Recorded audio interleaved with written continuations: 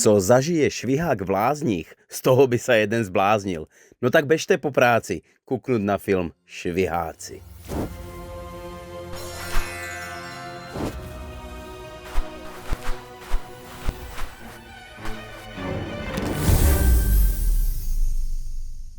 Vybral som sa do hory píliť buky javory. Motorová píla, pomocník je v boji. 20 hodín pílim a strom stále stojí. Chce to trochu praxe, poradil mi kmotor. Pôjde ti to ľahšie, keď si zapneš motor. Veru tak, v živote máme situácie, s ktorými nám musí niekto starší a skúsenejší poradiť a potom to pôjde ako po masle. A na to slúži aj pexesexuálna poradná, ktorá je tu pre vás a aj v tomto prípade budeme nápomocní. Pane Heso, poradte. S kolegami z kapely Šviháci Lázeňskí sa musíme postarať o decko. Dajte nejaký tip. Dan. No, prezvisko tu není, takže budem vás volať Dan Nedokončený. Nevím, ktorý ste Dan, ale tak cítim, že vy budete 9. 10. Dan vo vašom živote. Chorváti hovoria dobar Dan, ale vy ste bombardan. Vy idete bomby, to už cítim. Dobre, keďže ste kapela Šviháci Lázeňskí, ja by som zvolil pexesko hudobné nástroje.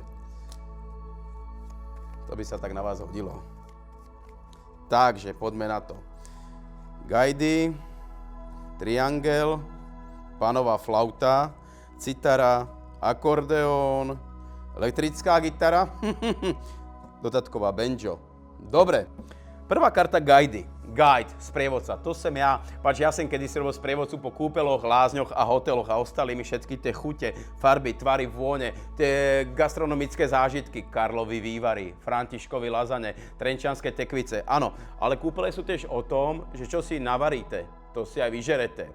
Víte, lázne sa píšu zo Z, ne zo S. To není Las Vegas. Čo sa stane vo Vegas? Zústava vo Vegas. Čo sa stane v lázniach?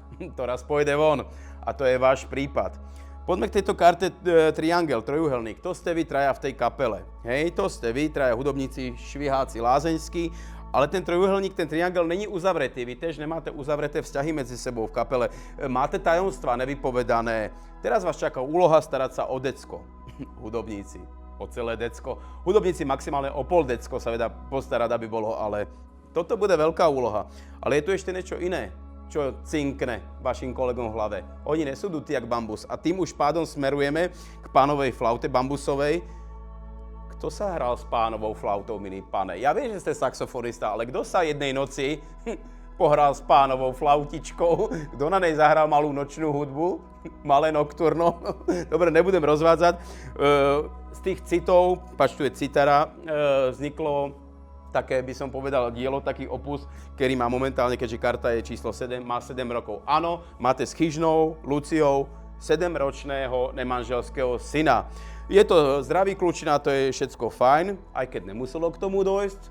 Ste švihák, ale tam ste si tak švihnúť nemusel, ešte ste si tak veril. Nestane sa pri Lucii, čo pri prvej polúcii. No, stalo sa. Brad Pitt bol 7 rokov v Tibete, vy ste 7 rokov v utajení, v klamstve. Nikto o tom neví, že máte 7-ročného syna. No, ale dohodli ste sa tak, teda nebudete priznaný tata, vy riešite prídavky na pódiu, ona rieši prídavky na sociálke. Ale celé to smeruje ku karte akordeón. Vy to hráte na dve strany. Na jednej strane pekné klávesy, usporiadané, váš usporiadaný život, manželka, dcéra, rodina jak v reklame, ktorá klame. Lebo na druhej strane sú basy a idete si svoj život, svojho hudobníka, svojho rebela. No však dobre. Ale medzi tým to nie je harmonika, to je hormonika. Vám lomcujú hormóny a na to veľký pozor. A na každého raz živote dojde, pretože tu je elektrická gitara. Vy budete ďalej hrať, ale budete hrať pod napätím. Pretože sa za vami momentálne blíži do kúpelov, do lázní vaša manželka, vaša Eva. A je tu banjo. A je otázka, či vy dostanete na banjo. Ale to už vám nepovím. To by som povedal tak, chodte sa na to pozrieť do kina. Prvýkrát v živote mi nepíše svalnatá postava alebo atletická postava. Prvýkrát v živote mi píše filmová postava. Milý Dane, ste jeden z účinkujúcich v životnom scenári filmu, v ktorom hráte.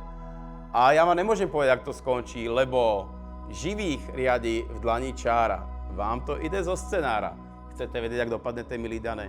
Choďte sa podívať do kina na film Šviháci. A tam uvidíte, jak to celé skončí. Držím palce. A keď pôjdete v titulkoch, zakývajte mi. Všetko dobré. Heso Jašterák.